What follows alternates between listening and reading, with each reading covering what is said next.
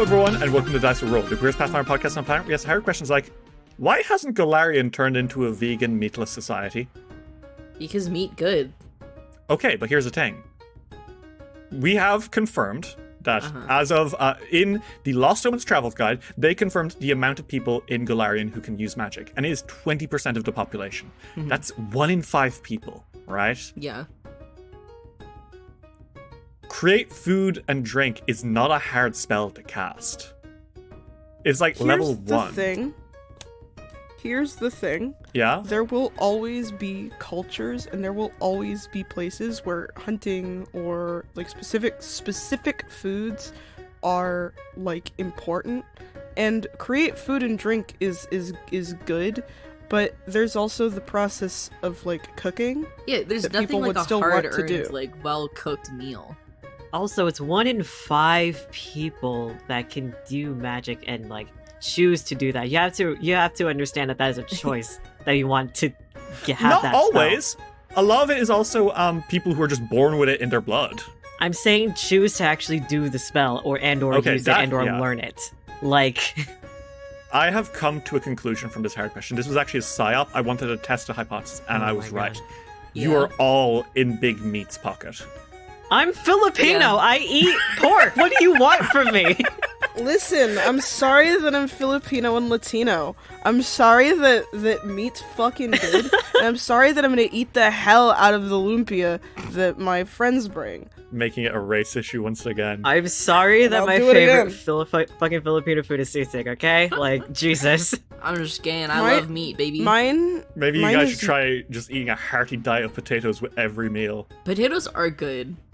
My favorite food is KK's mom's chicken adobo. I was so afraid when you start saying my favorite food is KK's mom, and I breathed a sigh I of could have relief. stopped there. You could have. I breathed a sigh Let's of relief. move when on, actually. It's not so nice when it happens to your mom, is it, KK? Yeah, not so nice, is it?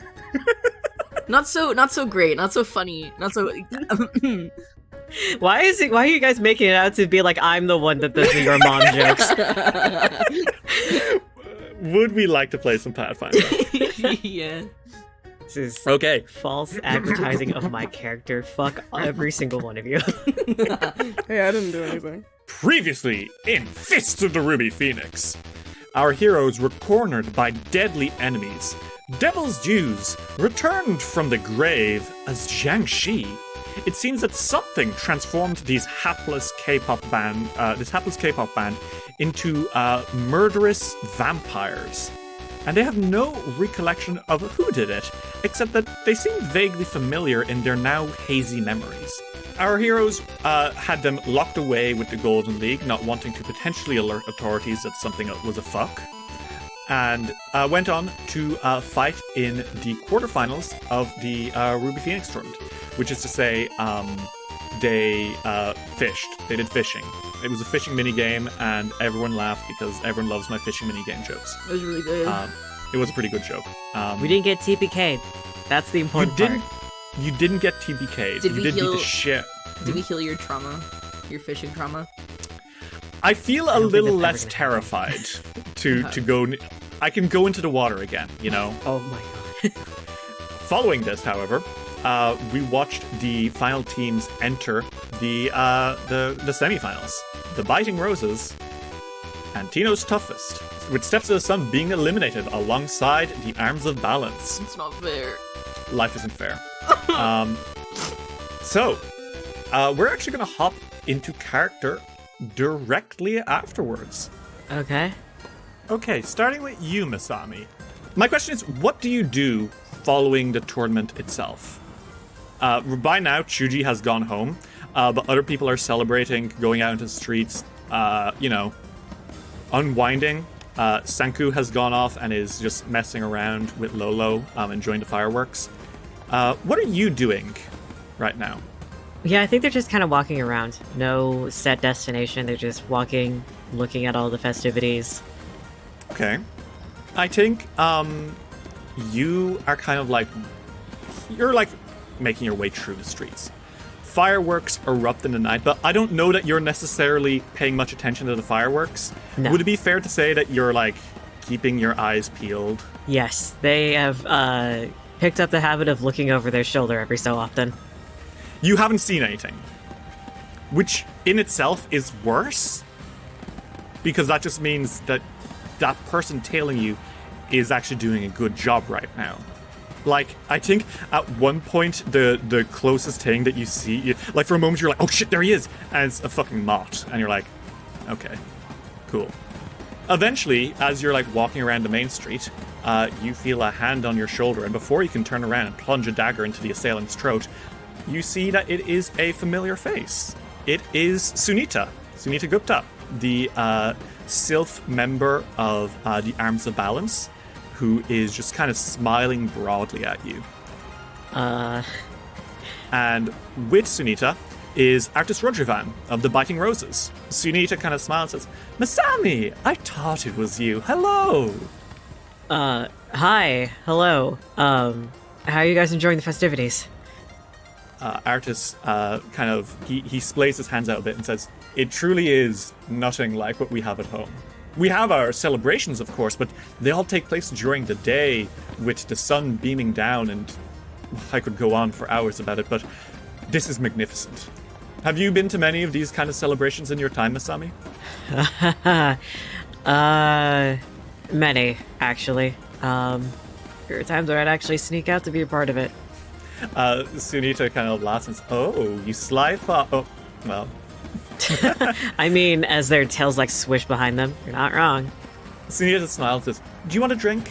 We're all just kind of unwinding. This whole tournament, it's so easy to get swept up into it, isn't it? And actually, Artis and I were thinking of going through some of the newspaper clippings we've collected so far. Just thought you'd find it interesting. Oh, yeah. Would you like to? She kind of gestures like there's a lot of like outdoor food areas with like barrels and chairs that you can like sit down at. Food from all around Tiansha. Like, this is the biggest event in the continent right now. So vendors from like far corners of the continent are like rushing over to be like, hey everyone, buy our cool exotic food that definitely isn't overpriced, but it's like, come on, come here. It's good. But it does mean that there is a lot of places to kind of like chill out and eat. Yeah, I'd love to join you guys. You guys sit, and you go through some newspapers. Specifically, there's like a lot about you guys in it. You're not favorites to win. The favorites to win right now is the Lightkeepers.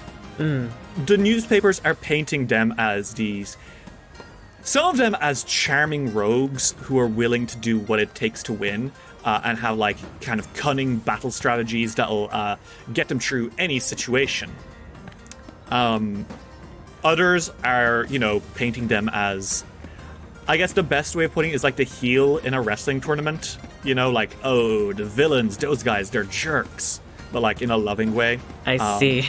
You guys, the Radiant Winds, however, are being portrayed as, the gods chosen, There's like a lot of embellished articles about how Masami was seen with 10 tails, proving that they're actually a legendary figure reincarnated. They must be a herald of the gods, I think they audibly scoff at that one. Sumita kind of like laughs and says, what's wrong? You're not a legendary trickster figure from folklore? Oh, please. If I was, you think I'd be seen? Ooh! And Artis says, but wouldn't a trickster use that ploy exactly? To say, well, if I truly was this great trickster, I wouldn't be seen. And then allowing people to see them to throw them off the scent. Oh, if that happens, and they transform into their Minkai disguise, I'd use a different face. I think that catches both of them off guard, and they like clap and they're like, yeah! That really, like, they cheer, they are very taken aback by that. And as you guys are chatting and like smiling, there are like floats going by, and one of the floats is a very familiar figure.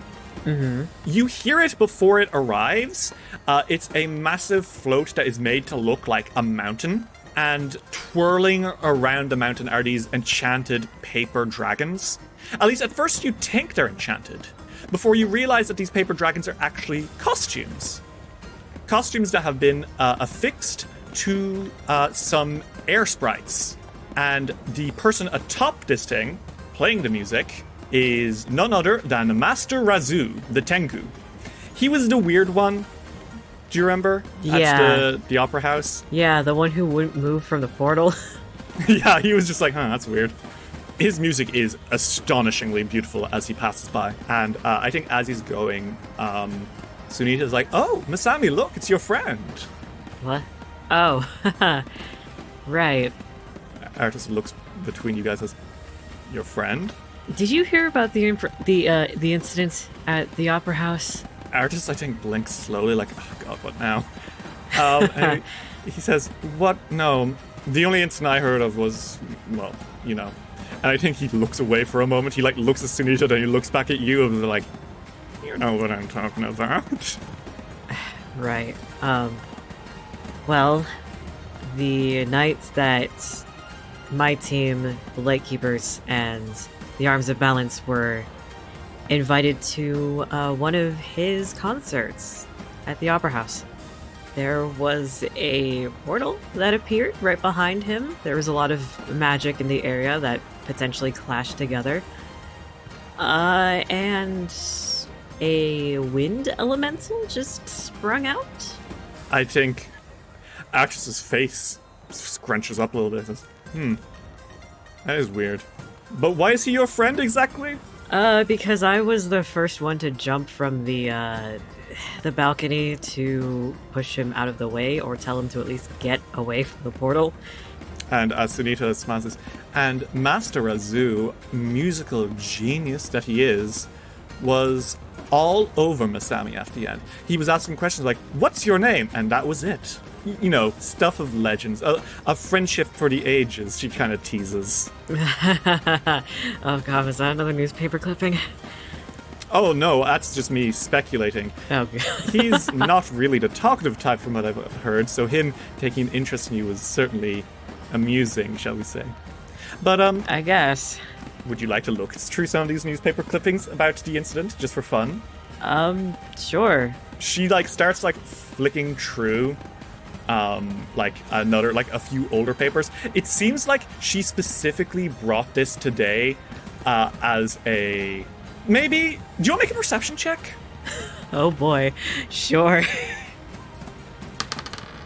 You get a feeling, Masami, that the fact that Sunita is hanging out with Artis, who is a member of the Biting Roses, the team that knocked them out, and the fact that she has all these newspaper clippings that, you know, to remind her of her time here at the tournament, you don't get the feeling that Sunita is someone who puts their heart on their sleeve. You know what I mean? Mm-hmm. This might have been a way with, like, being okay with the loss, you know? Okay. But she's flicking through and she starts reading, and it's an article and says, brave heroes single-handedly, and she raises an eyebrow, single-handedly put a stop to air elemental chaos at Empress Yi Opera House. And it, let's see, Masami Takahara, a Kitsune Magus, used their Incredibles power to teleport onto the stage and swing Master Razu out of danger. Well, I did push him. That was a thing that happened. Oh, no, it says here in black and white, you swung him off the stage, holding onto a rope as he went. Most impressive, Master Takahara. Was that how that happened? I would... Okay. It wasn't, but I'm sure it was, actually. She smiled. Oh, God. I think Artis, like, kind of looks like it points out, and there's a few, like, illustrations, magic ones that were like reporters, you know, putting in ink to paper and capturing everything that they see before them on the page, and says, let's see, I don't see any rope that you could have swung from. What do you think? And Masami, as you're looking at this, I want you to make a quick perception check. Another one, because I'm nice. Okay. And by nice, I mean cruel. Sure. Okay. Yeah, you see something in this, not a photo, this illustration. Okay. There's a figure who, unlike everyone else in this picture, is not facing the spectacle unfolding before them. Okay. That a figure that is leaving. Leaving. Like, obviously, people are leaving, but this person is, like, leaving in the opposite direction to everyone else, you know? They are not going towards the doors. Okay. And now the damnedest thing about this person is that they have a pretty familiar appearance. Old. They're, like, raggedy and old, yeah. And, like, you Yeah. can't really make out their face. They're wearing, like, weird, frumpy clothing. It's weird. I don't think they say anything, but that does unnerve them because that means that they've been watching the entire time.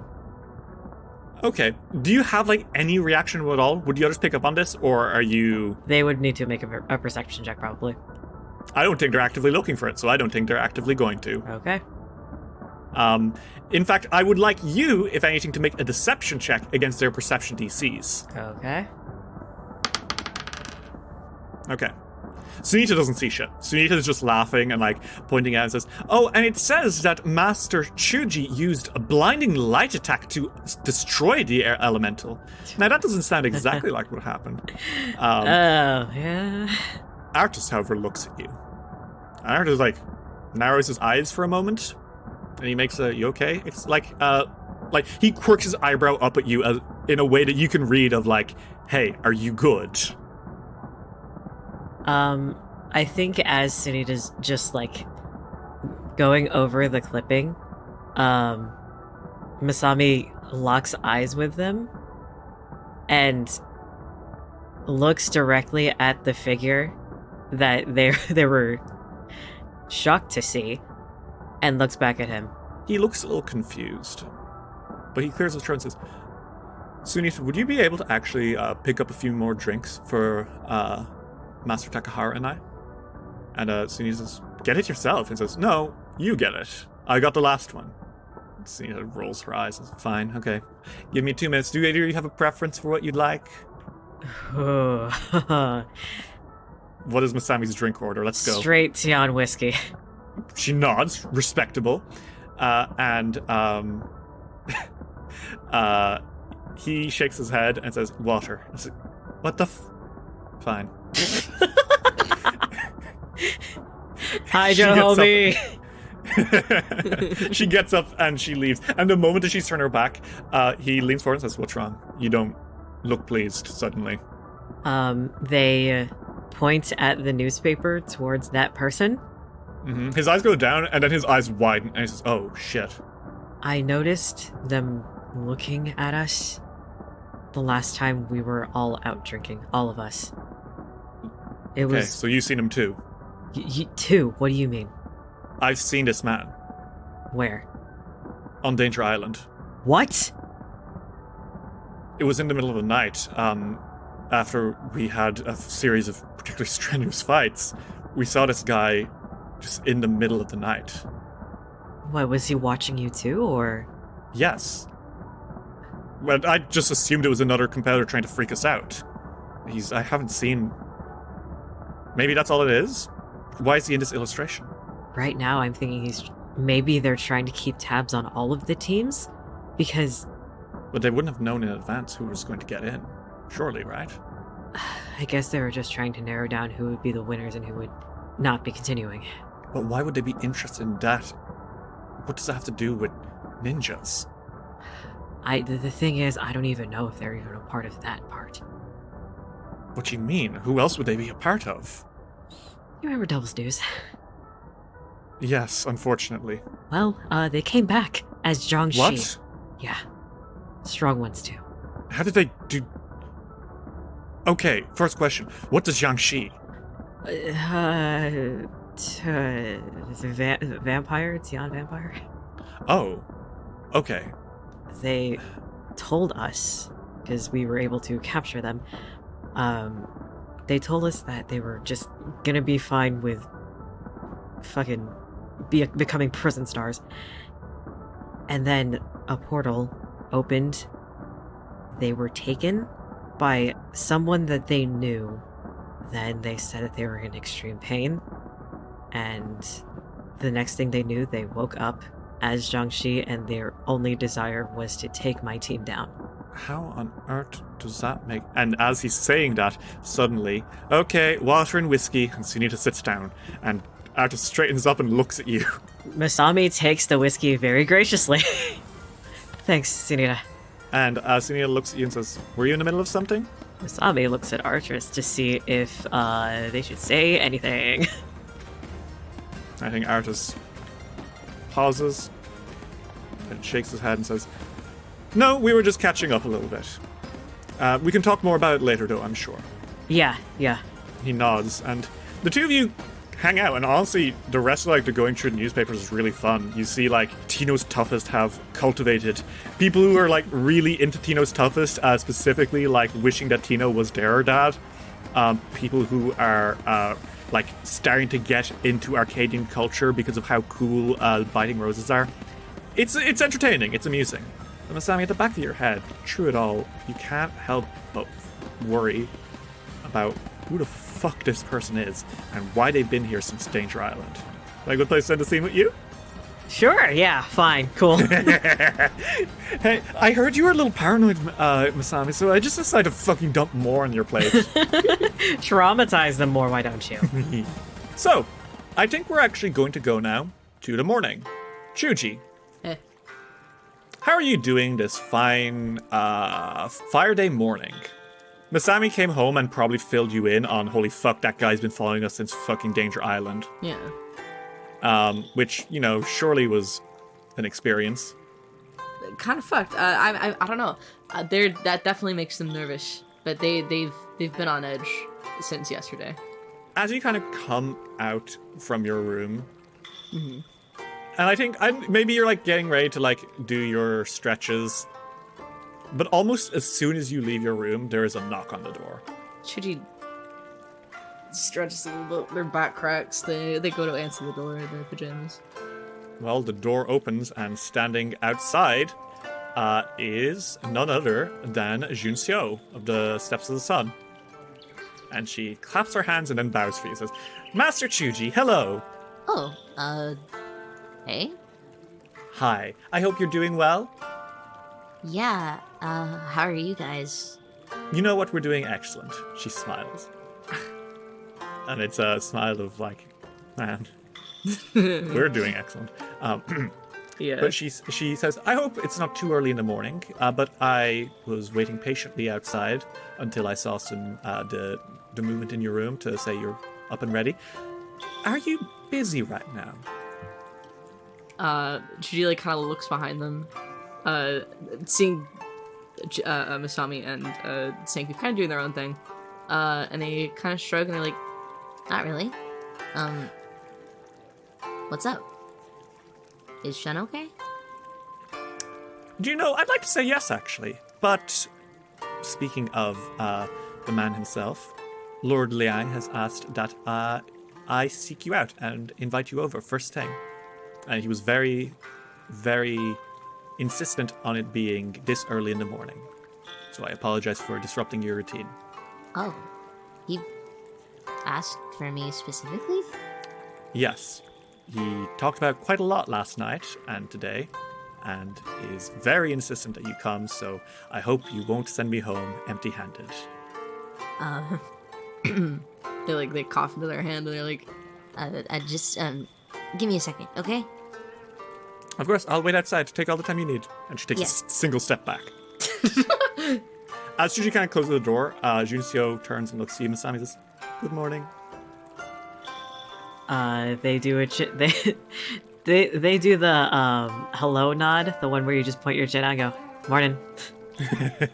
And then the two of you just stand there awkwardly as Junxiu waits for Chuji to come out. And you hear a lot of fussing going on. I mean, listen, I think Masami's probably meditating, so... Yeah, and you ignore that shit. Chuji closes the door, and they're like, fuck. they rush back into the room. You can hear the shuffling of clothes and stuff. Sanku, what are you laughing at? I'm laughing at how gay he's being. What do you mean he's being gay? He says loudly. What? Yeah, Chuji pokes their head out of the door, are you fucking talking about me? No. Yes. What? I'm not doing anything. I've done nothing wrong here. Sanku said that you were being gay. I'm not even gonna respond to that, and they go back in their. Yeah, that's how Shuji, what are you doing in such a rush this fine Not- fire day morning? Fucking doing anything. Leave me alone. It's nothing. I'm just going out.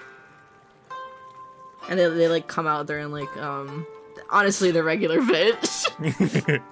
Lolo tilts his head and he says, "It looks like you're doing something rather than nutting." Well, I'm not, so... And then they kind of like turn around. They're like, Do I look okay? Yes, Shuji, you look like you could slay a mighty beast. You mean it? they like flex. You always look like that. Like you could slay a mighty beast. Yes, you are looking very slaying today. Lulu, where did you hear that word?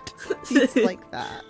The good students of Teacher Ayawari taught me on our night out drinking. They taught you to... Okay. They said that they were very interested in learning slang from Tiansha, and they showed me some that they had learned. I didn't know things could be swole. You should definitely keep saying that, yeah. Swole. Shuji, you can't see, like, by the way, Junseo is in that exact same position outside. Please.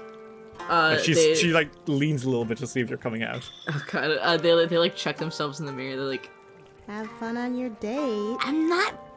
Shut up. Shut up! I have not done anything wrong here. You're assuming things. I'm not going on a date. Yeah? Yeah. Who would I Well, even do Sanku, that it with? seems No one. they're not going on a date, so we shouldn't press the issue forward. Exactly, thank you, Lila. So who are you gonna hang out with? Who are you gonna hang out with? they like shrink, and they're like, Sure. I see. He asked to see me, and Just to I'm going to see what's up. Maybe he wants to fight. I don't know. It's just nothing a big. friendly, platonic. Am I looking good to go hang out with this guy? I swear to God, I'm gonna throw you through the window. You would never.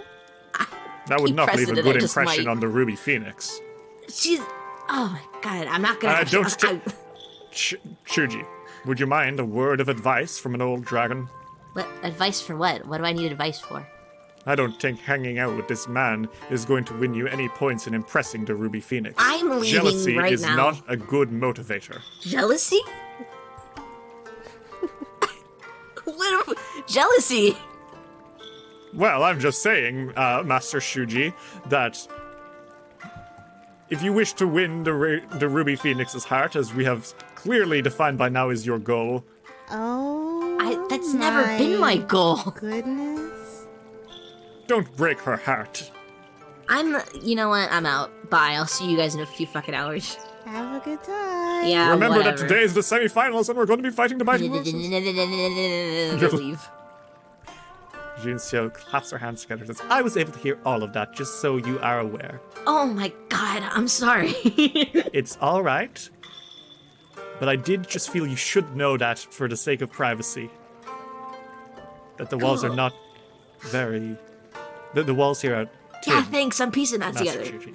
Just so you are aware. Thanks. I'm more And she than aware right turns and now. walks away. Oh my. They follow. You make your way out into the living quarters of the Steps of the Sun. Halsman waves. He's in the garden tending to Sway. And Junseo kind of like ushers you in. But doesn't enter herself. She's leaving you to go in and buy your own. Great. Do you enter? Yeah, after swapping looks between Junseo and the area that Houseman's in. But they walk in. It's dark in there. It has a weird smell. A smell you don't immediately recognize. But you do recognize it. It's not a smell you would expect here. It's ramen. Ramen. Stale ramen. Oh, You know that smell when you don't wash the dishes properly after having like a meal and like you can smell it the next day? Yeah. It's that smell. It's that ramen smell. Oh my god. There is a lump, a shape in the back of the room.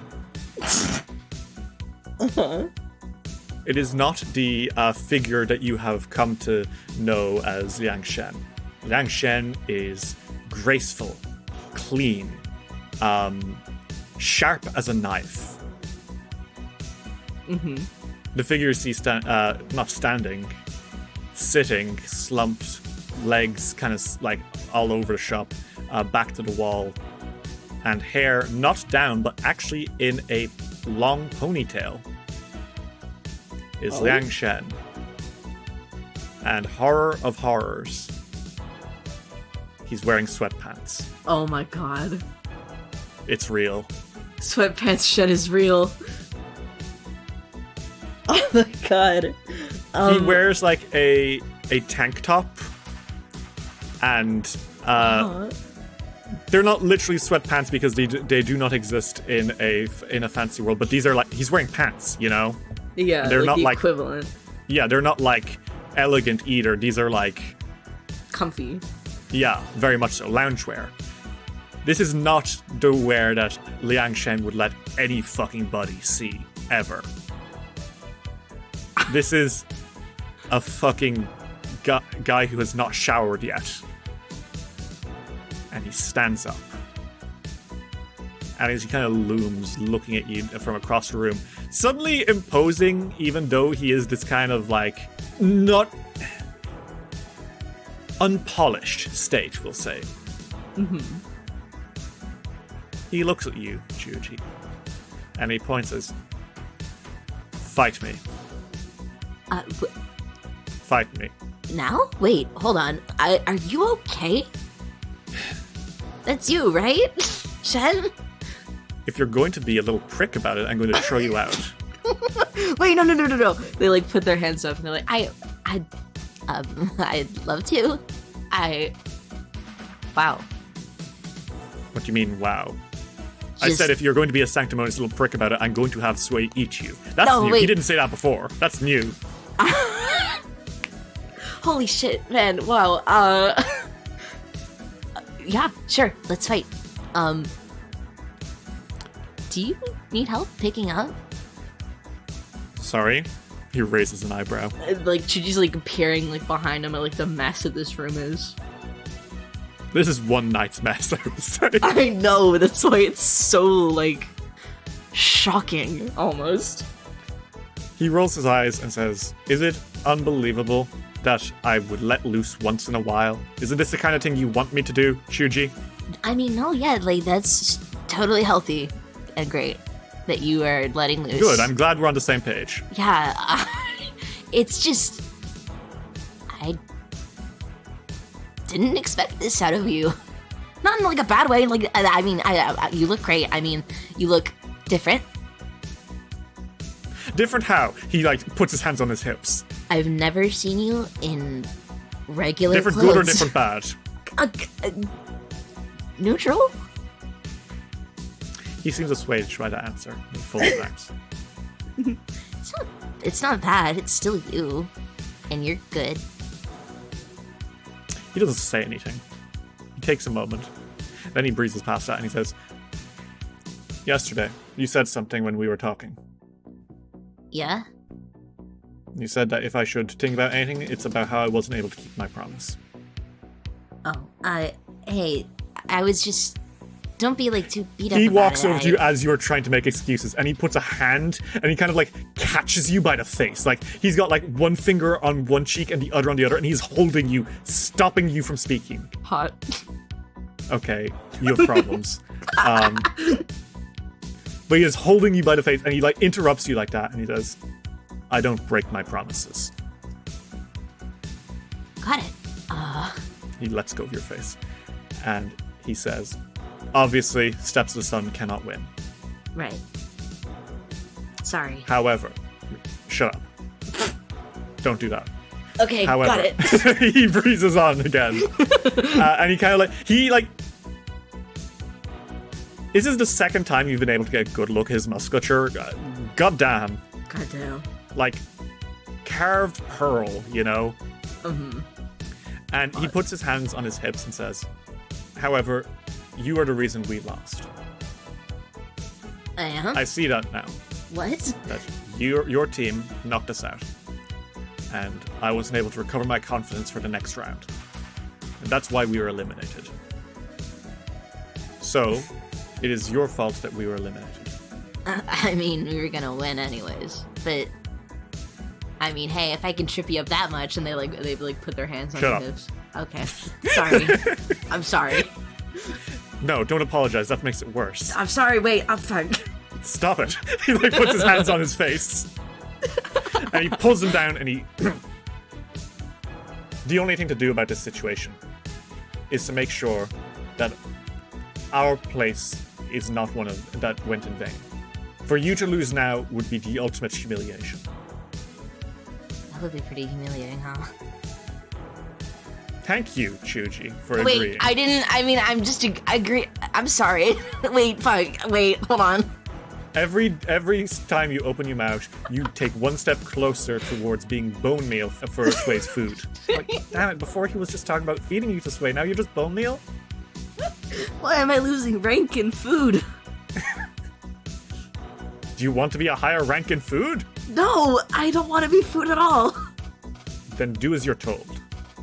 Yes. What? Yes. Huh? What? What? Anyway. He takes a moment to catch his breath and he goes, I can't have you lose. I can't lose either. So then you won't.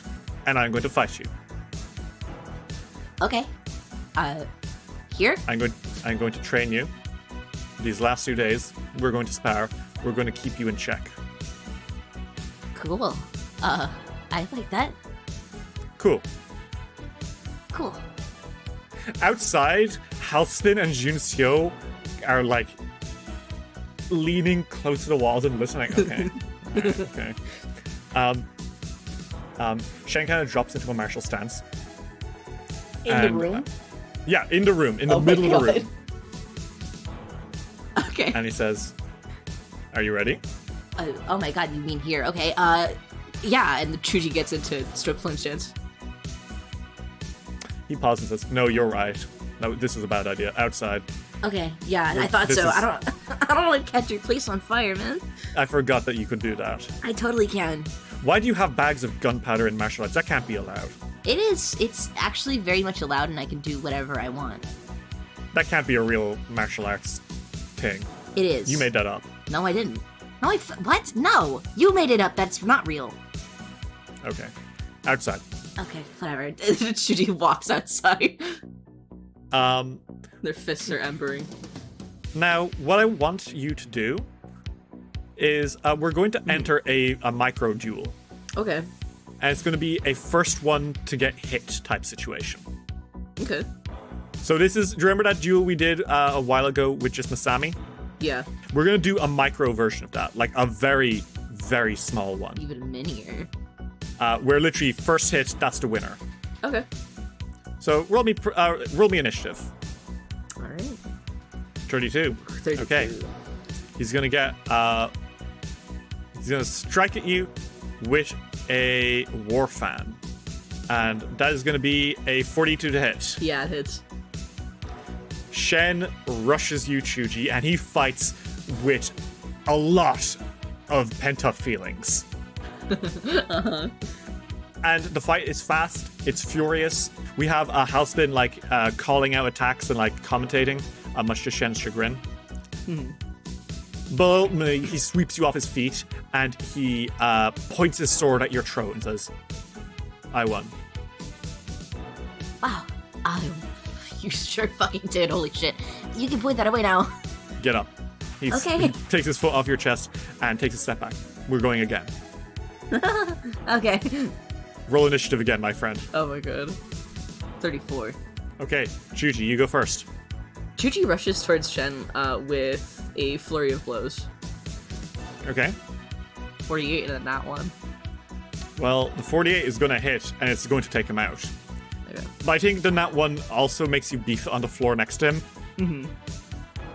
So it's a lot sloppier of a fight. Shen blocks a lot of attacks. You throw a lot of attacks. And I think the end, you literally throw yourself at him and knock him to the floor. And you land in that one anime pose of you on top of him. And he's looking at your face. And there's like a moment before you guys say anything. And then like Jinso clears her throat. And Shen like throws you off and says, you won that time. Sorry, Bug. Sorry. You need to win every time. Got it. One time isn't enough. It only takes one time to lose. And if you are going to be champions of the Ruby Phoenix tournament in our honor, and that's why I'm helping you, then you're going to keep fighting. And you're going to win every time. Okay. Let's go again. So, you guys keep brawling it out for a while. And I think for the most part, you do pretty well, Chuji. Mm-hmm. There are times where Shen will get the drop on you and, like, win a fight. But, like, I think you maybe spend an hour doing these, like, quick tussles with each other. And by the end of it, you are invigorated. You are pumped. How does Chuji feel about all of these encounters? Complicated, for sure. There's a lot of feeling that they have about it all. But this specific interaction, I think, it's really special to them. It's really important. I think they're gonna have a really hard time expressing how thankful they are for Shen doing this. Just how, like, useful this is, let's say. They've been training usually by themselves, sometimes with other people, but, like, having a sparring partner that is on the same level as them is exciting. Shen excites them. Oh, do they now? Yeah, shut up. Oh, you do know they what I now? mean. Yeah, I get it. Crystal clear, my friend. Jesus I Christ. 100% understand. Get it together. Shall we call that scene there? Yes. Okay. So, later in the day, not before the, a little bit before the match itself starts, Senku, Masami, and Chuji, the three of you are like walking through the streets of Goka, getting ready. Someone comes up to you all in the crowd. Mm-hmm. Babayon, father of the prince. Oh. And he smiles a little apologetically and like, I think he almost like half bows for a moment before catching himself and like straightening up. And he says, sorry, I know you have your match, but Sanku, would we be able to talk to you briefly? Uh-huh. It's nothing bad. We just want to quickly talk to you before your match today. Okay. Master Takahara and Master Shi, I hope this is alright by you. Only if it's alright with Senku. Yeah, it's fine. I'll be back, okay? Okay. We'll see you at the arena. Mm-hmm. So do you all split your ways? Yeah. Chuji and Masami go get ice cream or some shit. Sanku, you head with Babayon back to the hotel that Balam Village is staying at. Eventually, you are brought into a room. Kneeling there is Bula. Hi, Mom. Kin Hassan is there, and Kin Hassan kind of like runs up to you and hugs you, Sanku. And Senku picks her up and he's like, "Hi." He's like, "Hi, Sanku, you did so good yesterday. You fished like crazy. It was the best fishing I'd ever seen. I wanted you to think I was cool. You gotta teach me how to fish, okay? Okay. All I my will. friends at school are gonna think it's really cool." Oh my gosh. Oh god. Oh, you can't get older. Why not? You're supposed to be Bravey forever. My baby sister. I'm kidding. I want to grow up. I want to be an adult. I want to be an adult like you. One day. Bula smiles a little bit. Kina-san, would you go play with your aunts and uncles outside? He says, "Okay," and she dashes off. Senku smiles fondly, watching her leave. And then he turns back to his mom and he's like, "Hi." Hi, Sanku. And she looks to Babayon, Babayon just nods and kind of like gesture, like, go on. And Lolo kind of slithers out and sits and waits. He looks suspicious. He looks cranky. And Buddha says, Sanku, I'm sorry.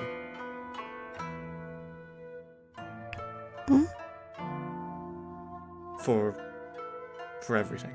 I'm sorry that I yelled.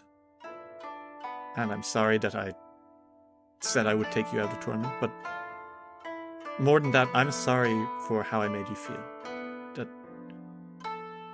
That I was using you. I didn't realize that was how I was making you feel. And it was never my intention to make you feel that way. I know. I wanted you to be special and the best, but somewhere along the line I forgot to treat you like my boy. And for that I truly am sorry. And I want you to know that anything I can do, I was so worried that I'd lost you. That by being greedy and by only thinking of myself, that I would have driven you away. And that made me realize that I don't care what kind of son I have. I don't care how often they win or lose. I just want you to be a part of my life. And I am happy to do whatever it takes to do that.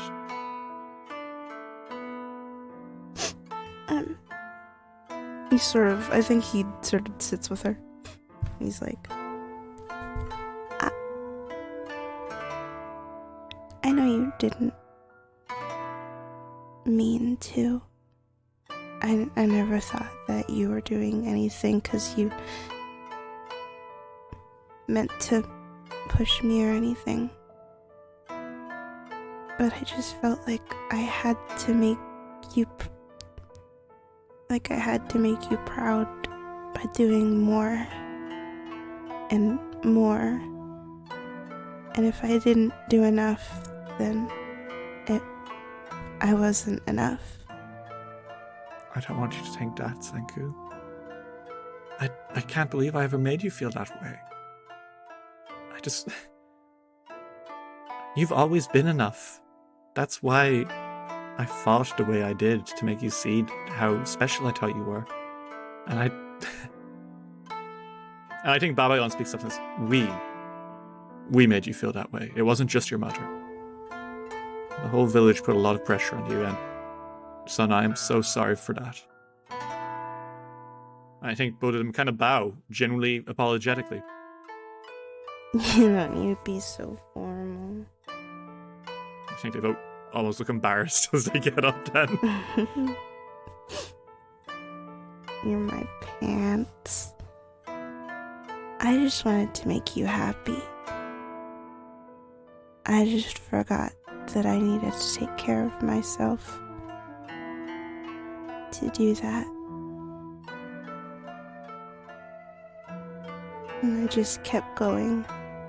I'm sorry for not telling you about my arm. I think both of them bowed their heads a little bit. And Bula says, Sanku, could you tell us what happened?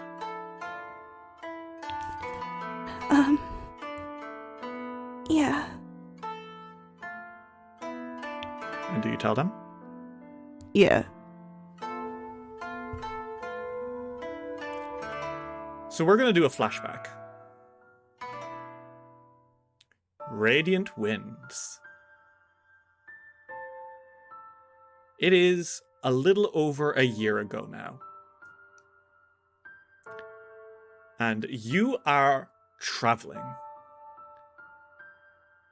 It's another grand adventure, doing some sort of quest in who knows where. I think right now you're in Xa Hoi, which is a nation ruled by dragons. It was Sanku's insistence that you travel through here, and certainly you found all sorts of cool jobs to be done, you know? And the current job you're doing is a bit of cartography. which I think, Masami, was maybe your suggestion? Does that sound fair? Yes, it was. They love this shit. There was like a Fucking love job Masami. to map out a long cursed area. Because no one has mapped out this area properly, and no one can easily enter because there are some dangerous creatures that live around here. Of course, they're chump change compared to you guys, Right now, you are traveling through some ruins, The sky above is gray, and it's drizzling a little bit. And the three of you are stumbling through wet hills along a path, going from place to place. And there's a cave up ahead, and goodness knows what's inside. How are you guys all doing? Super excited. And a minor. I think Masami has like the work in progress map in their hands, like buzzing, because this is something they really like doing. Like, you saw this job posting, you're like, fuck yes, I am so excited for that. Yeah. Chuji is bored. They want to get to the action. We gonna be walking around like this forever? You gotta learn to be patient. You gotta learn to have some fun, mister. Hey, I know how to have plenty fun. Oh, yeah? Mm-hmm. Like? Lolo, how are you doing? Lolo, I think, is actually sitting on Masami's head right now. He's looking very intently at the map and says, Masami, you missed one of the trees. This isn't What, do you want me to make like an entire like 3D model of what the map is supposed to look like? No, but it was a very interesting tree. I'm just saying. How much more interesting was it than the last few trees you wanted me to draw? This one was clearly struck by lightning. Perhaps it was a sign that a mighty wind dragon had come through the area, blasting bolts of thunder through the air. So was the one just west of here. Really? What? No, that can't be right. Oh my goodness. Maybe. It storms a lot. Well, I just want you all to know that dragons, the Imperials who rule Xa Hoi, they have very high standards. And if this is an official job, well, then you want to do it well. Oh, I'm gonna putt you off of my head, old man. I don't think they're gonna care if you don't draw tree number 72. They will, definitely. Regardless, wherefore shall we go? And up ahead, like I said, there's the path. It does go through the hills some more, but it also dips into a cool cave ruin up ahead too. Oh yeah, Chuji points towards that direction, and they're like, I think we should go over there. Ooh. Well, I mean, I haven't gotten that far in the map just yet, so I guess. So let's get closer so you can draw better, yeah? Okay, but let's at least be a little bit careful. We don't know what's gonna pop out of that cave. Nothing. Maybe something. I don't know, let's Maybe find out. something cool. Chuji and Senku, arms interlocked, yeah, charging they like forwards. skip down. Yeah. Masami's lagging behind, rolling their eyes as they draw. You guys enter, and I think, Masami, this place piques your attention pretty quickly. Mm-hmm. It is a very cool little place. There's a lot of carvings on the walls, and I think you're like looking around and deciphering them as the others are like, dude, I found a gold ring. Fuck yeah, we can sell that. Let's go. Or like Chuji kicking over like a fucking hermit crab that's like the size of a cat and being like, monster parts, Masami, I want you to make me a society check. Okay. Or maybe like an arcana. I'll allow you to do arcana. Up to you. Arcana's better. Okay. You're starting to wonder if the markings on the walls aren't like warnings for like curses and stuff. Like, this is obviously a bad place, like a dangerous bad place. Okay. And I think your warning senses go full alert when you enter into a big cavern. And in the middle of this big cavern is a big altar. And on the top of this big, big altar, there's a statue, a little statuette. And it is in the shape of a strange two-headed dragon with all of its eyes filled with encrusted jewels. And it is made of obsidian with like snarling teeth, you know? Yeah, Masami's looking at all the signs and all of the red flags, and they say, okay, I think I've had enough of drawing the area. We probably should go. But we've barely explored. This place doesn't. Yeah. This place does not scream explorable. Oh, come on. There was graffiti of warnings and curses, and now there's an altar with a giant obsidian statue on it. I think I can put the pieces together. Okay, fair. I think you're getting cold feet. When it comes to curses and things that are probably above our pay grade, we are here to make a map, Chuji. That's fair. We can be here Did for you- more than that. We can be here to have fun. Did you map this cave and stuff at least? I mapped out as much as we were exploring. I'm not sure if this is a good place to be mapping right now. Lolo nods says, well, I'm just saying that we can now sell this map to would-be adventurers who could go figure out this place on their own. Asami's right, though. I feel perhaps we should leave. If you're sure. Do a cursory look around and make sure there's no treasure lying on the floor, but let's get out of here, shall we? And no one touched the big statue on the altar. Yeah, fine. You guys do a quick sweep. There's a few gold coins. Shuji, you find a cool crystal. Ooh, It's not a magic crystal, it's a cool crystal. I take it. Yeah, you take it, it's fine. I mean, it's nothing. You know? It's like, you take, actually, once you look at it, it's like, actually, it's made of salt. So, like, fuck. Ah, damn it, fuck. Yeah, but whatever. Sanku, you find some pretty old coins that you just pocket, and Sam, you're not taking any of that shit. And you go to leave. As you retrace your steps and make your way out, just as you're like past the boundary out of this cave, you hear a noise. Turning to look over your shoulder comes a giant shape. It looks like a huge snake with long arms with like sharp claws. And its neck splits into two heads. And these heads are vicious, snarling dragon ones. It is completely blue, but its eyes sparkle like giant gemstones. And each of you immediately recognizes that this is an Orochi. And it looks exactly like the Orochi from the statue. And it fucking roars at you all. What do you guys do? Panic.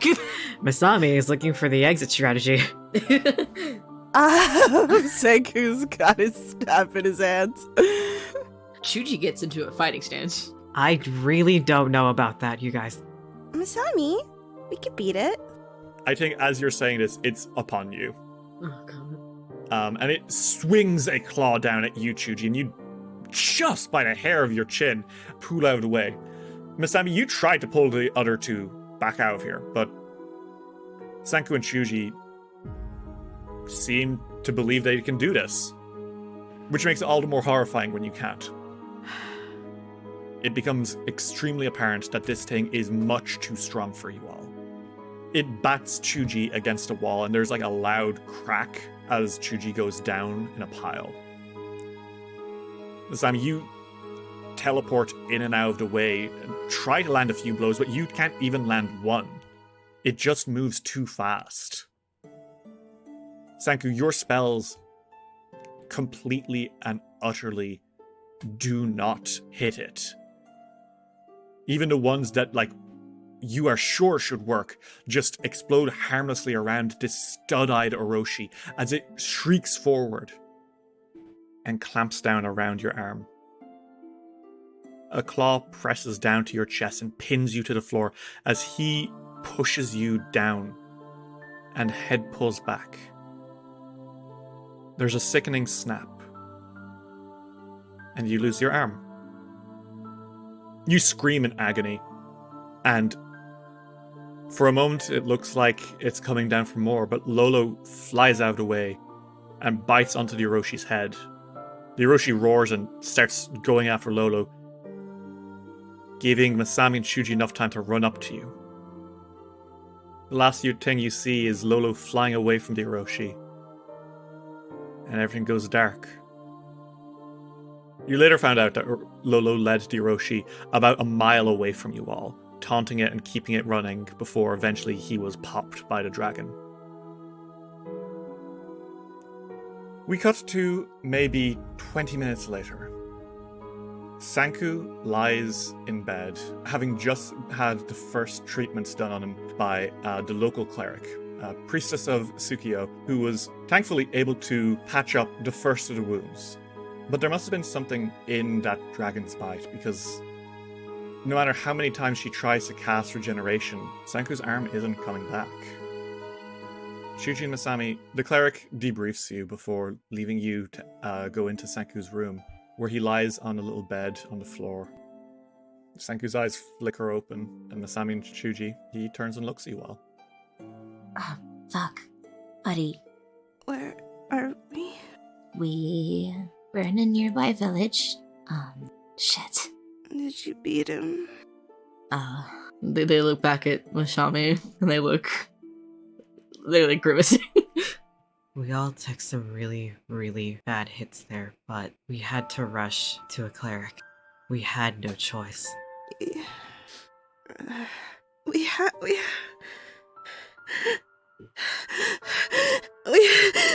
to go back. I can beat him this time. Take me back, please. And he's like clutching his lack of arm. He's like clutching where the arm used to be. Please take me back. Please. Hey. Sanku, I can do it this time. I won't mess up. it's not a fact of you messing up. There was no choice. Yes, it is. I wasn't good enough. I have to be good enough. Senku, it wasn't you.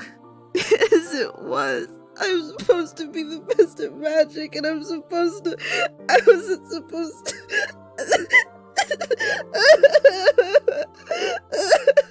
And I don't think, despite how hard you try, any of you are able to console Sanku.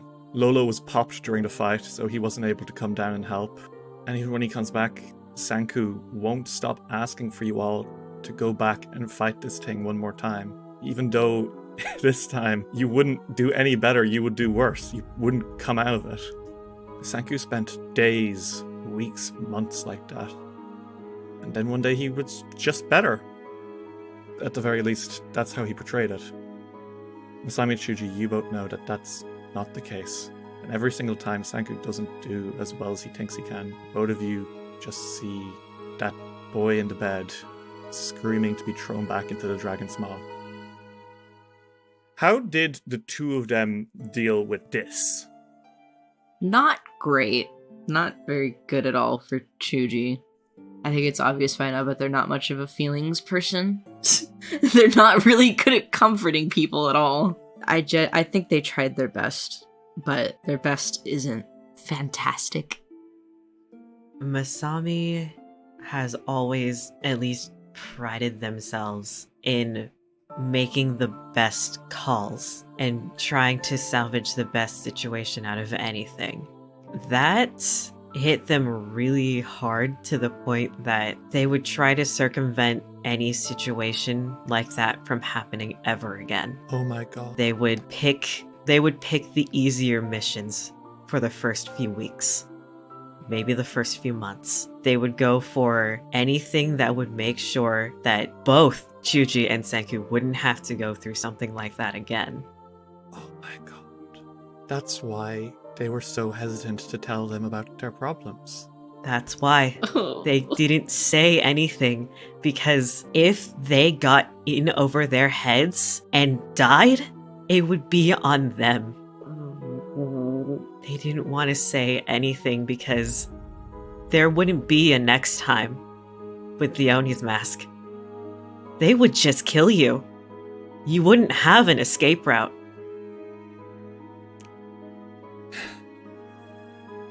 This was probably the single most important moment in the history of the Radiant Winds, the day that Sanku lost his arm. And it's a moment that hasn't really been talked about between them. There's still a lot left unsaid. Sanku, you kind of finish telling this story. And Bula and Babayon both kneel in front of you, their eyes wide as they hear this.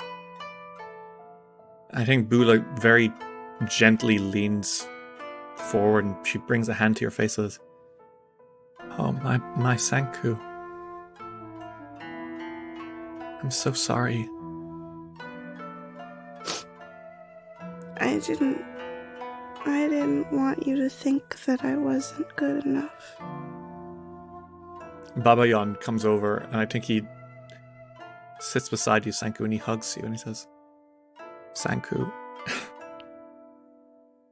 we never wanted that for you. We were proud of you, but just because we were proud doesn't mean you had to always be the best. People make mistakes sometimes. People don't succeed at everything they try. It wasn't right to make you feel like that's what was expected of you." I thought that because I was chosen, that meant that if I messed up, that there was a mistake or something. I thought that if I wasn't good enough, that if I wasn't strong enough to beat everything, that you wouldn't be proud of me, or that you'd make me stop, or something. I don't know. I'm sorry. I think Bula pulls you into a hug and she cradles you, petting your hair. She says, "You only ever needed to be our son, Sanku. I'm sorry." And I think another voice joins us, and it's Lolo, and he says, "Sanku, You didn't do anything. no, that's not right. It would be foolish to ignore the person who brought this on you in the first place. When I put out my scale to seek an apprentice, someone I could train, I never saw any of what was coming. I'd never expected to do more than teach you how to fight around the beaches of your village.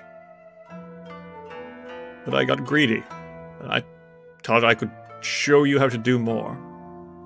And I did that before you were ready for it. You're still just a boy when it all went down, and in a way all of this is my fault. So I am genuinely very sorry for pushing that expectation on you." And Bula nods and says, "All of us are. And if you don't want to talk to us after all of this, I understand completely." No. Her eyes light up a little bit like she's relieved that you said that. I don't want to stop having my family. I don't want that. I just didn't want you to think I wasn't good enough, and I didn't want you to know that I made mistakes. I don't want you to go away. He's holding his metal arm to his chest. I don't want to stop talking to you or anything. I just left because I wanted to be cool. I thought I was old enough. Bula, Babayon, and Lolo all look at each other. It was because of them that you were allowed to leave. If they had stopped and remembered that you were a child, maybe things would have been different. I'm not mad that I did leave, though. Chuji and Nosami are my best friends. And I'm glad I have them too, though. So even if I maybe shouldn't have left so early, I'm not mad about it. I think Babayon smiles and says, Sanku, did I ever tell you of how I met your mother? Yes. Well, I'll tell you again anyway. Oh. I'm not from the same village as you and the rest of you. I came in on a boat from another island, and I wasn't from a community of Undines. As far as I knew, I was the only one of my kind. So when I sailed over and I found a new world, I thought I could impress them, and I went out adventuring as well. And I heard that someone was being attacked by some kind of fearsome sea monster. And so I went out in my boat with my spear and I went to rescue her. In the end, it was your mother who rescued me. And Bula kind of like rolls her eyes, says, some sea monster. It was a giant crab. But Babayon turns and says, now, for a long time I regretted not winning. And I regretted making those mistakes I did.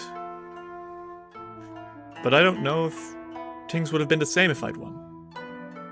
I would have let the glory get to my head. I wouldn't have had a pretty young lady bandaging my wounds. He shoots Bula a smile and she... You're gross. She rolls her eyes again. But he turns back to you and says, mistakes are part of what makes us who we are. I'd only wish you'd told us sooner. But in its own way, maybe we wouldn't have reacted as well as we could have. Maybe it's only right that you told us now this way. And Bula kind of nods and says, we can't change how things unfolded. But we can change how things go going forward. What can we do to make this, she kind of gestures to herself, you, Babayon, Lolo, to make this better for you, Sanku? I just want you to be there for me. When I don't want you to get mad at my friends because I go down in a fight once. It happens when you adventure, and I'm not scared of that anymore. And I don't want you to...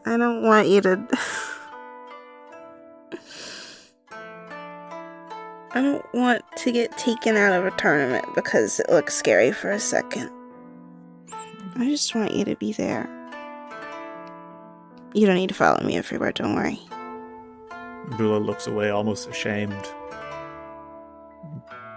Babayon nods, says, we'll give you the space to make your own decisions, Sanku. We won't baby over you, right, Bula? And Bula nods, says, yes, we won't. And Babayon puts a hand on your shoulder and says, but we also won't leave you on your own. Mm-hmm. For all else, you are our son. And that's what matters, right? Mm-hmm. Bula takes her hand, Sanku, and says, Sanku, I love you. I love you and too. I could not be prouder to have a son like you taking care of us. And let us take care of you as well, okay? Mm-hmm. Did you like that I made the arm look like fish scales? Babayon nods and says, did you make it yourself? No, I can't. I'm not. You should make it yourself. What? Wouldn't it be... This is a lovely arm, of course, but you should have one that you crafted yourself. Put your own work into. And Bill's like, yes, that does sound like a good idea. And then she stops us. In time, though. When Sanku chooses to. I still don't like thinking about it that much. I've told somebody else for the first time the other day, because it's the girl from Winter's Roar who also didn't have the arm. Was it the... No. Wait, was it the witch? The ice one? With the magic? Long hair? Blonde? Half-elf? No. The orc lady? The one with one arm? Yes! With the energy? Oh. And Babylon kind of laughs and says, I bet she made her own arm. Yeah, well, she makes hers out of energy. That sounds pretty interesting, doesn't it? Lolo, can you teach Sanku? And Lolo's like, I probably could, Sanku. Oh my goodness. One day your arm will need replacing, but not now. Uh-huh. I think Lolo kind of like pushes his head next to you and says, can you forgive the mistakes of a doddering old man, Sanku? I promise to teach you well and keep you safe. I forgive you. Bula. I love you. He nuzzles closer and like Bula puts a hand on your shoulder and says, you don't need to forgive us, but we'll work to earn it back, okay? Mm-hmm. I love you too. I love you too, Sanku. We both do. Babylon gives you a hug, kind of pulling all four of you into a big group hug. Lolo's sitting on your head, so it's really mostly all three of you. Mm-hmm. And Bula says, now, how about we treat you to lunch? Before the tournament, we made sure to ask the village people to make a really good fish dish. The things they sell here in Goka, they're fine and all, but really, don't you find that they're too salty? They use so much salt in their food here. I like the salt and stuff, but It's preservative. That's why, Sanku. It's to keep this fish fresh because they catch them in bulk. There's nothing like a fish caught this very day. Don't you agree? I can agree with that. Babylon's like, how about we get you some of those fresh fish from the village? Well, from the village's efforts. And then you're gonna see me win the semi-finals. I have no doubt. And Bula claps her hands together and says, yes, what was it, biting roses?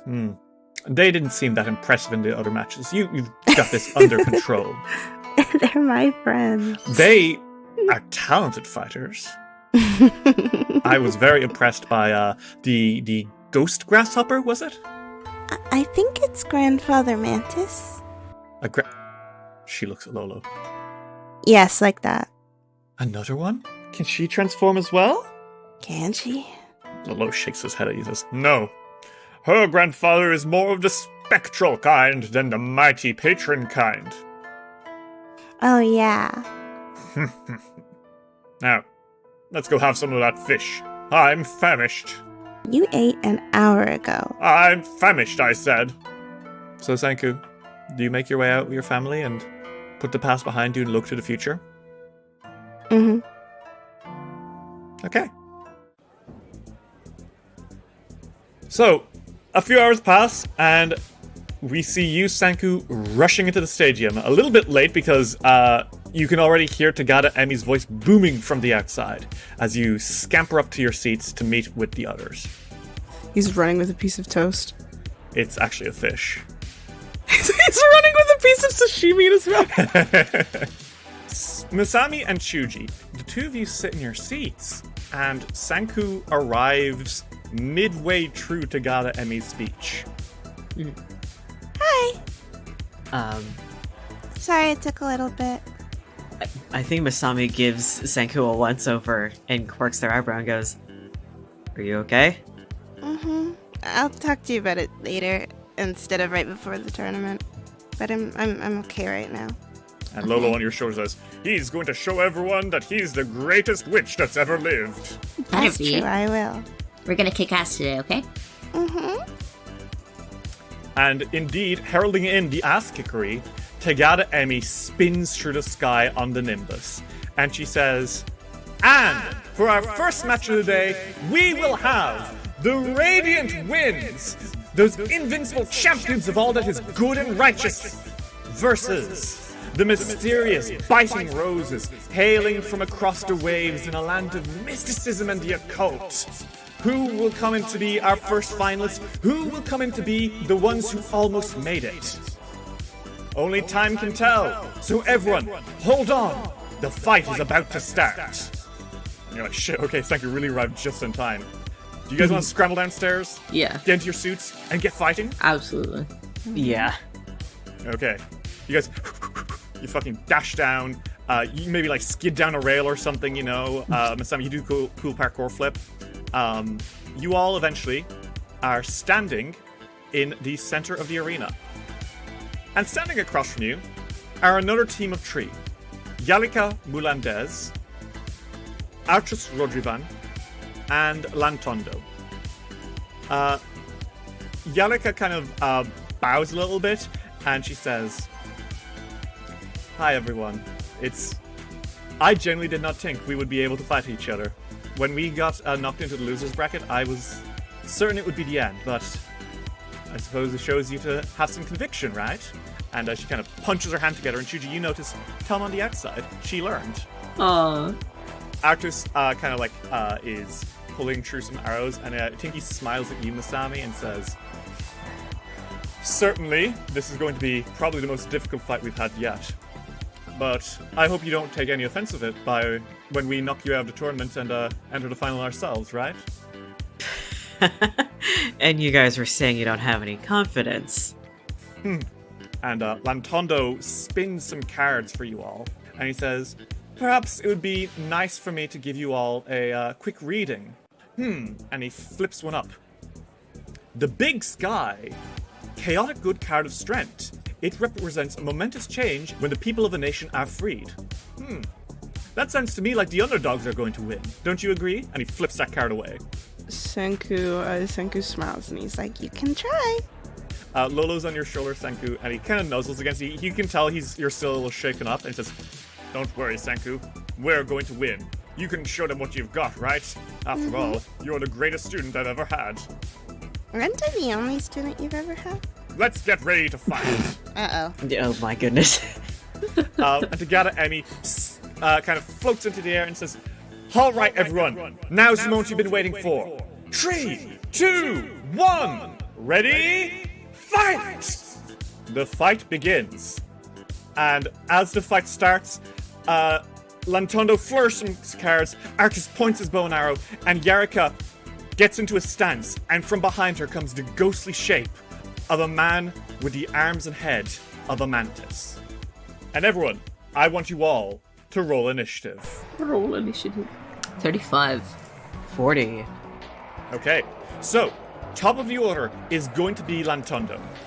And Lantondo is going to jump back a few feet. He's going to run back 25 feet away from you all. And as he does, he is spinning out some more cards. And he throws a card down on the floor. And that card summons up a strange creature. Jumping out of the card comes a cricket. Wearing a white suit and a top hat, he kind of flicks some like party tricks between his hands and feet, and then he starts flashing these weird colors. And everyone, you are all going to need to make me a will save against a scintillating pattern, as the cricket that you see before you starts to kind of flash in weird and strange colors. Okay. 44. Fuck. With resolve. Okay. Uh-oh, Chuji. It is just a failure. I got a nat 1. Ah, jeez. Ah, jeez, oh man. 25. A 25 would be a crit fail, but Sanku, because this is an incapacitation effect, and you're higher level than Lantondo is, you are actually going to have a just a regular failure against it, okay? Because this is a very powerful spell. Which is to say, on a failure, Sanku, you are going to be confused for 1 round. Chuji, you are also confused for 1 round. And Masami, you are completely unaffected. This weird cricket that emerges from the Harrow card flashes colors at you all, and you stumble back before, forcing your eyes open, and you're like, huh, what? And you look over your shoulders, and Chuji and Sanku are just like, their eyes are dazzled colors. It's really, you can tell that they're really taken out of it. And from your guys' perspective, everything looks like it's from a children's book illustration. The cricket vanishes, and Lantondo bows and says, "There we go. A first chapter for you all." The crowd cheers, and Masami, it is your turn. Shit, what do you do? A 7th level distracting shatter against the Biting Roses. Cool, go for it. Masami, you make a few quick hand signs, and weird noises start floating around all of their heads. And Yarika kind of clutches her ears and makes a face. And above you, Tagada Emi says, "Keep an eye out, everyone. That's Masami's signature distracting chatter.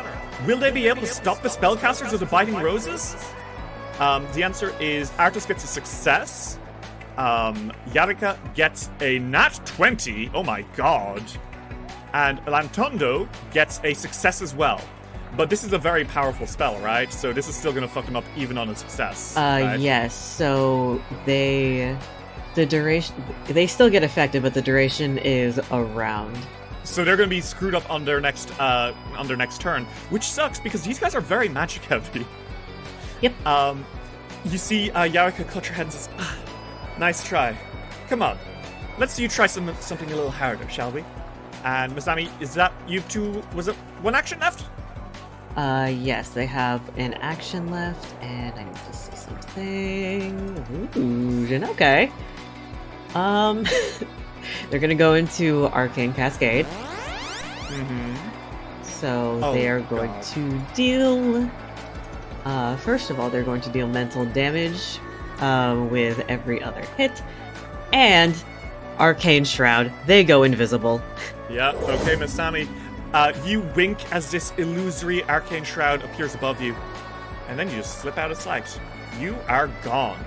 And the others kind of look around a little confused before Yarika cracks a smile and says, they followed my advice.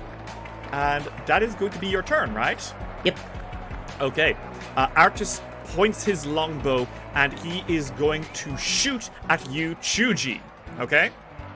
Okay. Pew! That is going to be a hit. Yep, that is a hit indeed. 44 to hit. That is going to do 3d8 plus 10 piercing damage. 23 damage total. Okay. And he flicks out another arrow, and he's going to try shoot you again. And this time that is a 28 to hit. Yeah. Now that would have been a crit fail if you weren't flat-footed from that confusion effect. Yeah, damn. Artus grins and says, let's try that again. And then Chuchi, even in your confused state where everything's a fairy tale, you hear a woo. And you're like, well, that's the sound of an arrow coming back for you. Oh. Veering miss. The arrow turns in the air, stops, and shoots back at you. So he uses his reaction to re-roll that attack. Magic is fake and unfair. That's a 36 to hit. 36 to hit? Mm-hmm. Yeah, that hits. Just your AC because you're flat-footed. Because I'm fucking It flat-footed. shoots you in the back. And Chuji, that is going to be another 26 damage. That flies into your back. And Tagada Emi says, "A miss turned into a hit by Artus Rogervan. Is there nothing that the Biting Roses can't do?" And Artus salutes and then dashes off the other direction. He's better from a range. Right, She Chuji, you are confused. So I'm going to ask you what you're going to do, and then I'm going to make you roll a D1, 2, 3, 4. Yeah, Okay. D4. Well, Chuji is first going to get into Blazing Streak stance. Or not Blazing Streak, Stoked Flame stance. Okay, so you drop down, light on your feet, ready to rumble. And who are you going for? Their good friend, their best friend, Yarika. You're going to dash for Yarika? Of course I'm going to dash for Yarika. That's what you think. Roll me a D4. Okay. So Chuji, in your mind, as you start dashing, this whole arena suddenly looks like an illustration. And you see strange characters from Harrow cards, which I don't even know are very common here in Tiansha. So you don't know who is that weird crocodile-headed man. Who is that lady with 3 heads? You don't know. But there, that must be Yarika. And you dash, and you're running for Yarika! Yes! You actually rolled what you needed to. Randomly attack Yarika. So go for it. Make an attack roll. Oh, fuck yeah. Chuji's going to 2-action 1-inch punch. Does 46 hit? Not only does a 46 hit, that is a crit. Woo! Chuji, you dash up to Yarika and you deck her hard. Damn it! And you almost get 69 damage. I'm Ow, sorry, it's bud. only 68. 68 Damn damage it. that you deck into Yarika, and she is shot flying by this and set on fire. But as she is shocked, Chuji, something dashes forward and attacks you. Oh. Shooting Attack out of of the storybook, opportunity. cutting through the illusion and releasing you from your confusion as your turn ends, comes Grandfather Mantis, who lets out a and he slashes at you with a reaction to use his Mantis Ambush. He strides and strikes in one go as a reaction, and that is going to be a 39 to hit, Chuji. Bitch. Does that hit? Yeah, even out of my confusion at 38, it hits. Okay, well that is going to be 29 slashing damage as he cuts into you with his long, sharp, ghostly mantis claws. Grantor, as you kind of like are shocked back into existence, you kind of like look around and there's this ghostly mantis standing in a martial arts stance, claws at the ready, and it kind of just like rolls its head at you with those beady eyes. It is going to fucking get you. Okay. And Chuji, that is your turn, right? That is their turn. Yarika, from where she is, she kind of inhales and exhales and says, "All right, Grandfather Mantis, get down!" And Grandfather Mantis squats and then jumps for you. And that is going to be another strike against you, Chuji. Okay. And that is going to be a 33 to hit. Suck my dick. Suck my penis. Suck That's a my miss. balls. Okay. Grandfather Mantis is then going to swing with a second attack to get you. And that one is going to be a 31 to hit. Another miss. Ooh, a miss. Even though your this ghostly mantis is extremely fast, Chuji, you are just that much faster. Tagada Yeah. Emi says, "In the maws of the beast, she, Chuji, is fighting off Grandfather Mantis. Both are true speed demons. But who's going to win the race?" Yarika then is going to actually dash back up to you, Chuji. Ooh, okay. And as she's going to kick you. Oh, And that's a 43 to hit. okay. That hits. She kicks you in the chest, Chuji, for a total of 16 damage. And it hurt, actually. That Ow. actually hurt you. That hurt. And Yarika, still slightly on fire, kind of grins and says, "Maybe all that training you did with me, Chuji, is going to be to your downfall." Ooh, you're gonna make me regret it, huh? Sanku, it is your turn. Yarika takes 1 fire damage. As you stand, the world around you warps a little bit. You can see that you're in the arena, but everyone's face is shrouded and changed into other pictures. Like, you see, you don't know who it is next to you, but they look like a fire elemental, and they're holding hands with a water elemental, and they've got a baby in their arm. You're like, huh? And they're like, everyone looks like these weird Harrow characters, you know, thanks to your confusion. So if you are going to attack someone, you're going to have to roll a d4 to see who it actually is you attack. So you have 3 actions. What do you do? I don't attack anybody. Okay. Instead of attacking, I think I'm gonna cast Dragon Form. Okay, on yourself? No, Fuck. on Lolo. Thank you. Okay. Thank you. You snake your hand up to your shoulder, and there's a crow? That's not Lolo.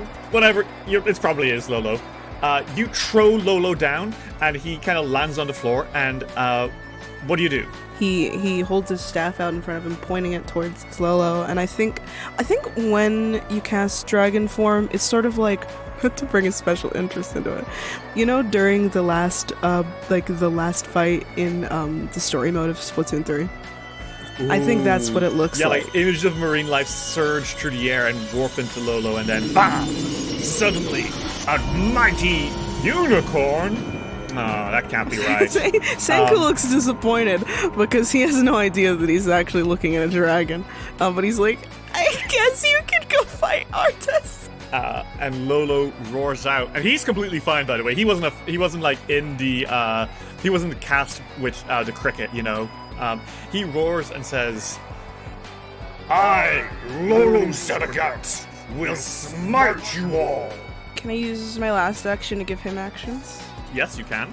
And then I would like him to go maybe fuck with Artus. Okay, go for it. You point and say, wherever Artus is, go get him! And Lolo agrees. He roars out and snakes through the air towards Artus, getting there easily, and as Artus pulls up a bow, Lolo chomps down. He's gonna need to make me an attack roll. 38. 38 is going to be a hit. Now, will you please roll me a 3d10 plus 6 slashing damage as he brings his claw down on this guy? 26. Okay, 26 damage as Artus is knocked back a little bit by this mighty sea dragon. The crowd cheers and Senku, everything's fading away. You're good. You're not confused anymore. Tagada Emi says, off to a volatile start as Senku, Witch Prince of the Sea, Chuji, Masami, Yarika, Artus, and Lantondo, and let's not forget Lolo and Grandfather Mantis, all do their best and brightest moves immediately. It's anyone's game. And Lantondo flicks through some cards and says, that's no good. Well, let's see how about this. And he pulls up a card, and it's the dragon. And the dragon forms up from the floor, and it becomes a second Lolo. Lolo looks over and is like, ah! And this second Lolo, who's much more primal and scary, made of strange illustrative magic, surges forward and bites the real Lolo. That's a 27, which is a miss against Lolo, unfortunately. So it snaps forward, but now there is a second Lolo on the field, which is not great. Masami, it is your turn. What do you do? Okay, they assess the situation, they say, fuck.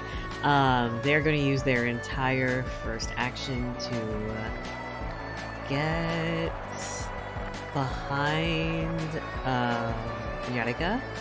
Okay. And then they are going to pop out of invisibility with a spell strike. Okay. Yarika is completely caught off guard by this, and you are flanking them. Yep.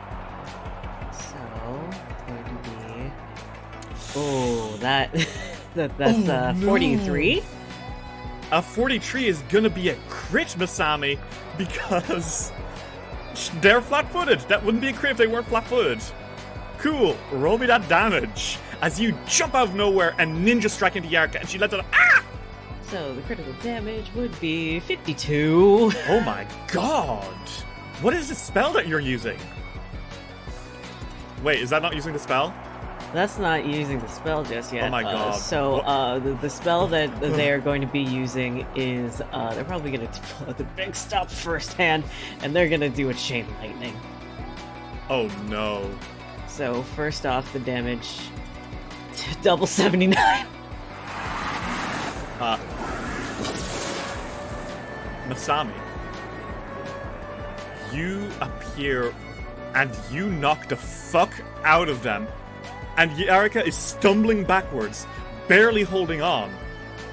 She has, like, 5 HP left. You just...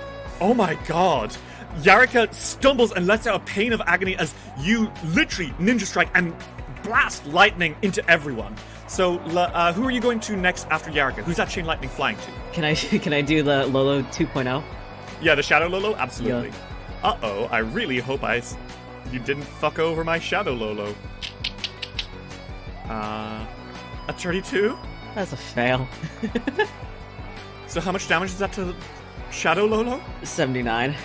He has 70 HP max. The lightning Hi, Shadow. arcs out Bye, of Yarika, Shadow. almost immediately destroying her. And then Lolo is disintegrated. Well, not our Lolo, but the imposter. He's turned to ashes, and you hear Lantondo say, "My dragon card!" Masami turns to him and goes, "Hey, shadows are my thing." Who are you going to next? Because you're only able to hit one of them, Artus or Lantondo. They're too far away from each other for the shadow to jump the boat. Yeah, I Or for think lightning to jump. Lantondo because he's all the way down south. Yep, okay. So he has to make that reflex save. Yep. And that is going to be a 30. Fail. 79 damage to Lantondo, who is stumbling back, not as badly hurt as Yarika, but very fucking close. And is that your turn, Masami? No. Oh my fucking god. They're using the Chocoto, so they can do an extra move if they want to. Okay. What are you gonna do? Yeah, they're gonna go for a second hit on Yarika. Okay, go for it. Do your best. 36. Fuck. Roll me that damage. 23.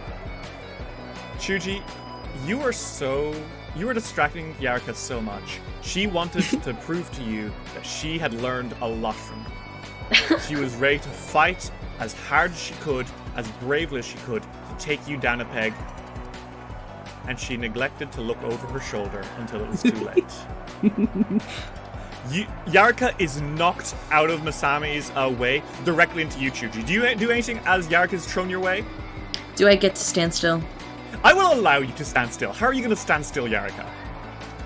Can Yarika's like heading towards Shuji? Mm-hmm. Can I fucking clothesline her? Absolutely. Would you like to make, just for the fun of it, would you like to make me an attack roll? Oh yeah, I would. Oh my god!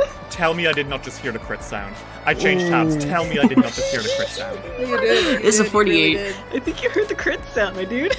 It may just be a crit sound. Masami lightning blow blasts Yarika, flying through the air. She hits into your outstretched arms, Chuji, does a quadruple flip in the air, and then lies on her face. K.O. So this is something we haven't got to do yet. But just so you know, roll me that damage, by the way. She's already down, but just for the fun. Fuck it. Oh, that's supposed to be a critical, so times 2. Double 29? Yeah, sure. She takes 0 damage because she's unconscious. But that is 58 damage. Damn. We haven't done this yet, by the way. But if you knock out a foe within 2 rounds, you get a rally point. But Nice. you would have already gotten a rally because you just did that, like several crits. May or may But, not like, have double critted. the crowd jumps to their feet, cheering as this happens. You hear them go, "Radiant wins! Radiant wins!" And Yarika says, "Incredible! A team-up attack between Masami and Chuji, knocking Yarika and Melendez out of the fight! Will the Biting Roses be able to cope?" And Artis and Lantondo, who are both pretty badly battered, shoot each other a worried look as they continue getting ready to fight on. Masami, is that your turn? That is now their turn. Okay. Artis spins on the spot. He doesn't care about Lolo. Lolo's scary, but right now you guys are much scarier. So he kind of rolls to the side, pulls that arrow, and he's going to shoot at you, Masami. Alright. That is a miss. Or at least it would be if the arrow didn't spin once it missed you and shoot back into you again. He's using his veering miss reaction to attack again, and that is a 44 to hit, Masami. There's the hit. 3d8 plus 10 piercing, that is going to be 20 damage. Right. And he kind of grits his teeth as this is happening, and he is going to dash off to the side some more, retreating from you because he knows that you're a close-range fighter and he is not. He then shoots a second attack at you again, Masami. And that is a 34 to hit, which is a miss, and he can't veering miss again because he just used his reaction. Yep. He inhales, exhales, and he says, "Huh, show me what you've got." Chuji, it's your turn. You were invited to show them what you've got. I might just do that, or I might just kill Lantondo. Lantondo is pulling up his next card. He's like, the Avalanche, the Crows, the Teamster, huh?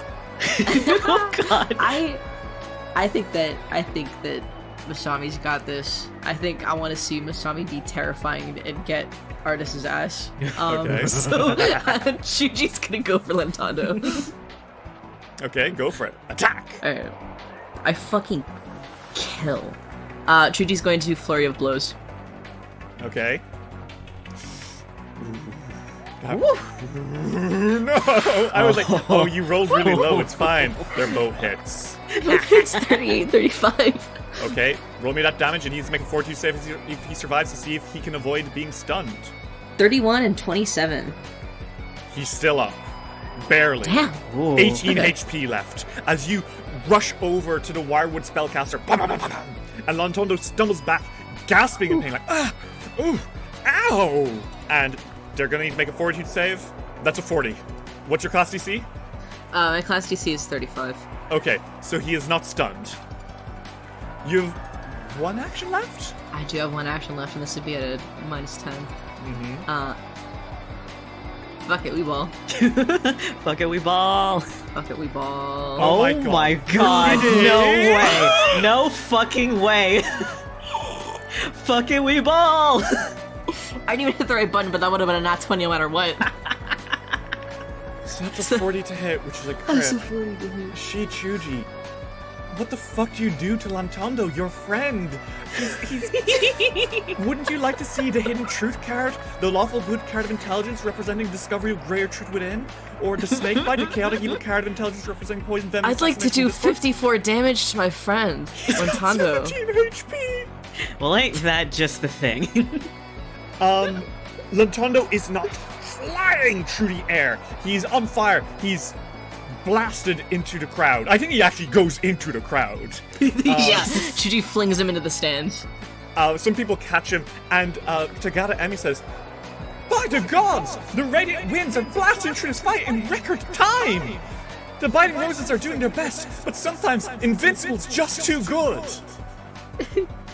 As Lantondo drops to the floor, a final card kind of slips out of his grip.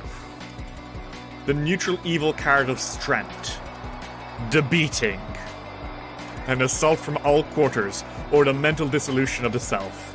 I wonder what it represents in this case. Whoops. Okay, Sanku, it's your turn.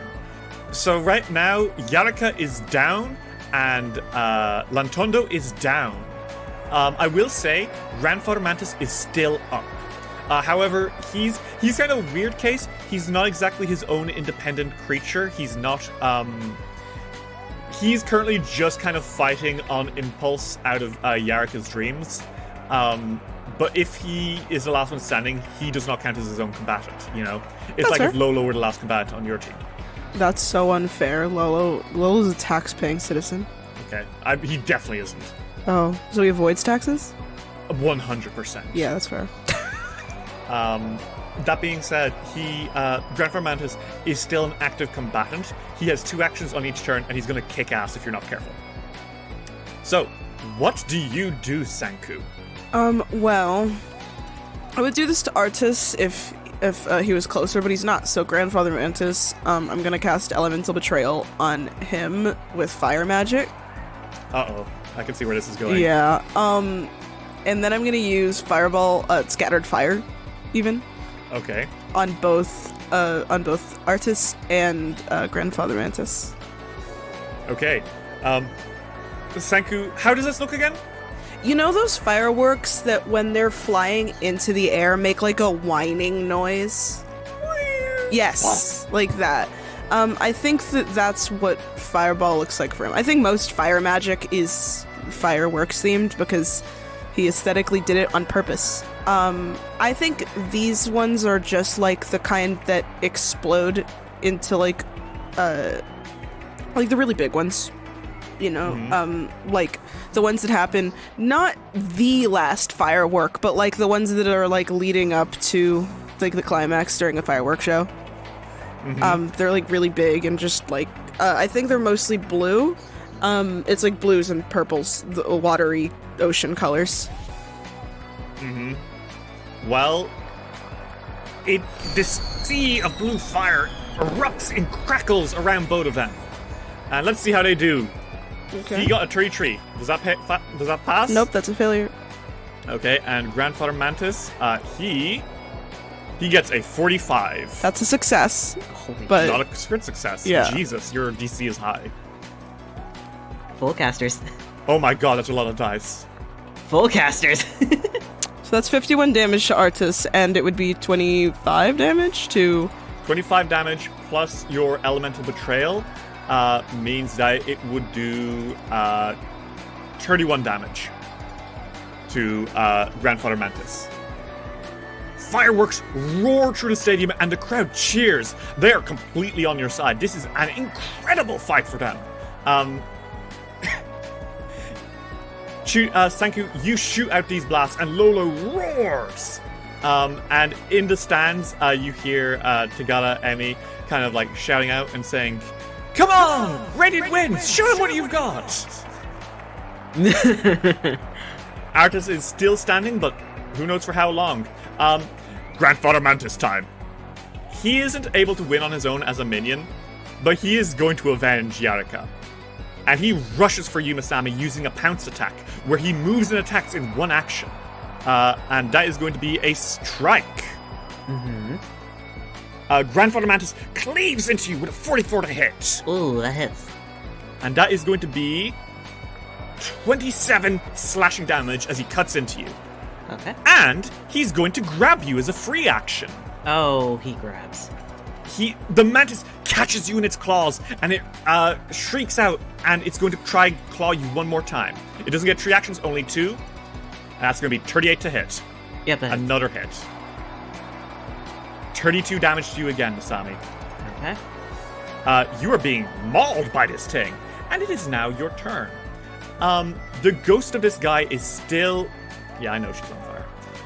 The ghost of Yarika's grandfather, at least that's what she says he is pinning you down and stopping you from kicking Arctis' ass. What do you do? They're gonna dimensional assault out of a grab. Motherfucker! Masami, you teleport out of this thing's grasp and dash up through the field, winking into existence and out of it. And the crowd goes, ooh, as you are charging. For the strike. Oh, do you attack him as you're going? Yes. That's fun. 45. That's a hit. Roll damage. 23. Okay, cool. You slash into him. This ghostly mantis is still standing pretty good and still kind of scary. He flaps his bug wings at you, and you're like, ugh. You have 2 actions left out. What do? Well, 3 actions technically if you yeah, if 3 you're actions using your speeding. technically. Yeah, okay, fine. Thanks for the haste buff. They are going to immediately use 1 action to run up to Artis. Okay. And spell strike because it got refreshed. Go for it. So, yes, that's a 32. However, that is a miss. reverse strike. My hero point card.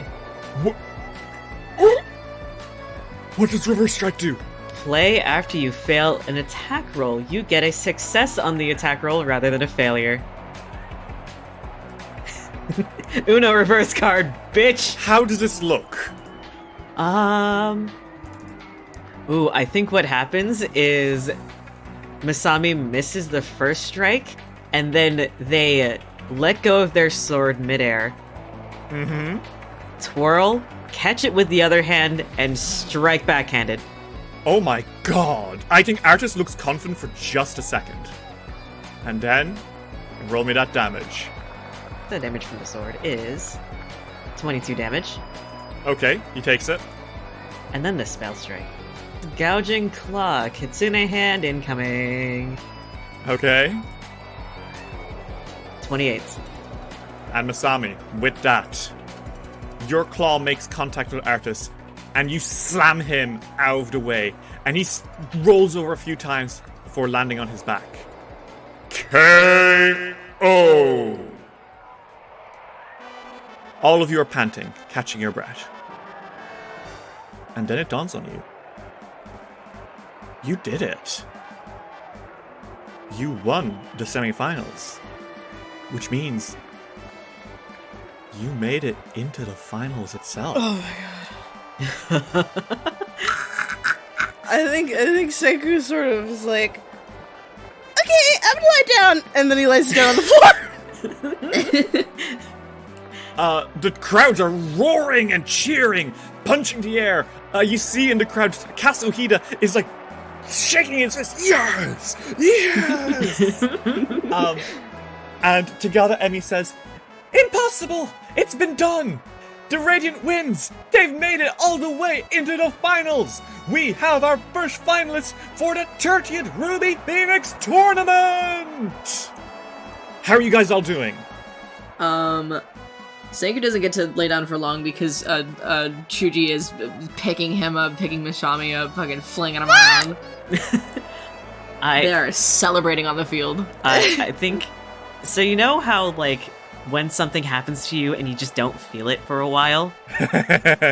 Yeah, that's what Masami's feeling right now. Like, they're just like, wait, hang on, wait. Lolo coils around all of you in a big hug, and he roars out, shaking the arena. It's great.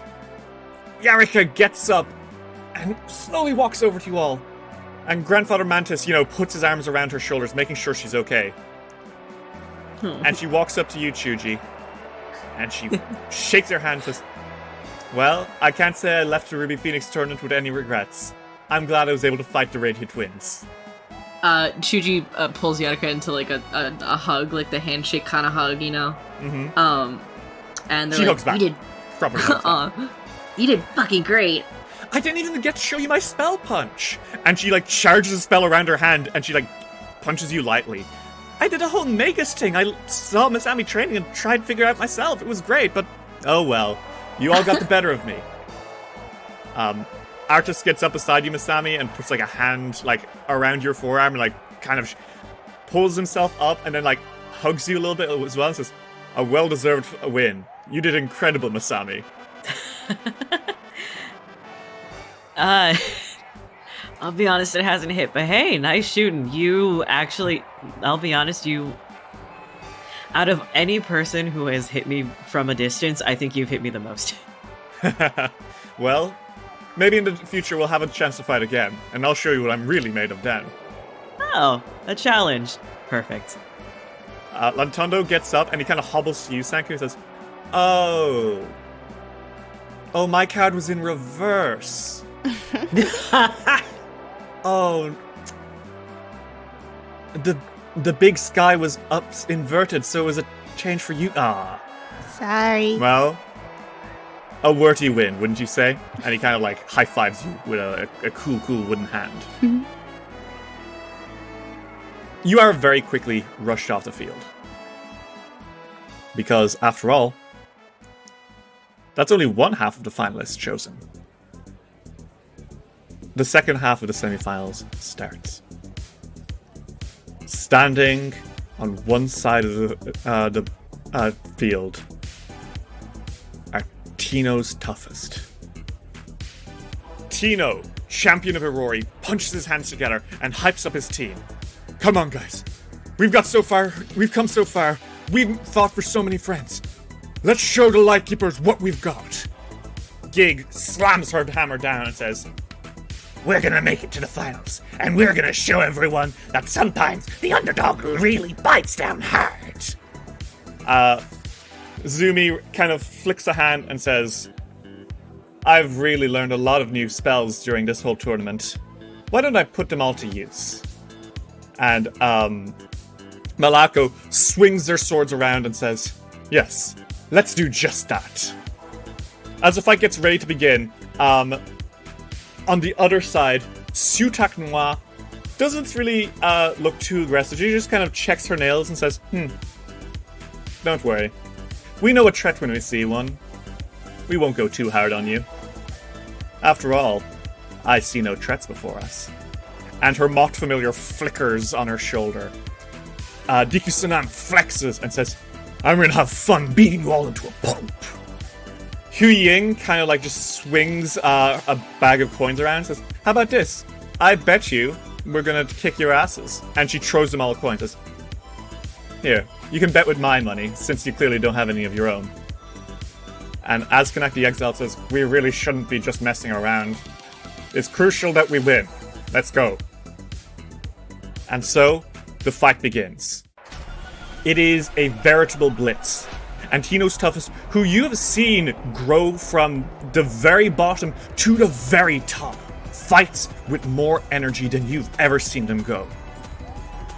Gig the big goblin swings a spinning hammer into Diki Sonam, who catches it with both hands and tries to do a reverse slam into the ground. But Gig lets go of the hammer while he's got the hammer midair and belly flops down into him, smashing him into the ground. Azganak the Exile brings a shield up, blocking the majority of this attack around Diki Sonam before causing skeletal hands to grasp out of the ground and pull at the ankles of Zumi Ram, trying to slam her into the ground. But Zumi scorches them with fairy fire, disintegrating them into dust. Tino Tung dashes around the field, applying lay on hands where they're needed, blocking and healing all the attacks that the Lightkeepers are throwing. Hu Ying throws a pressure point attack at him and gets him in the gut, which does shoot him stumbling backwards, but Malako surges forward and avenges him with a solid blow against Hu Ying. Sutak Noir stands and her hair flies out and grabs into Malako, slamming them onto the ground, knocking them KO. When Malako goes down, Gig lets out a roar and jumps away from Diki Sonam and attacks into Sutak Noir, who blocks her away with some hair and sends her flying into Hu Ying. Hu Ying grabs Gig, who bites into her arm, and there's a scuffle before Hu Ying's head is slammed into the floor and she's knocked KO. Gig is quickly avenged by Diki Sonam, who fucking drills her into the air with an uppercut, flying her 50 feet up, where he jumps, grabs, and ground pounds her 50 feet back down. The crowd cheers. The underdogs versus the rogues. The final few moments of the fight are the most intense.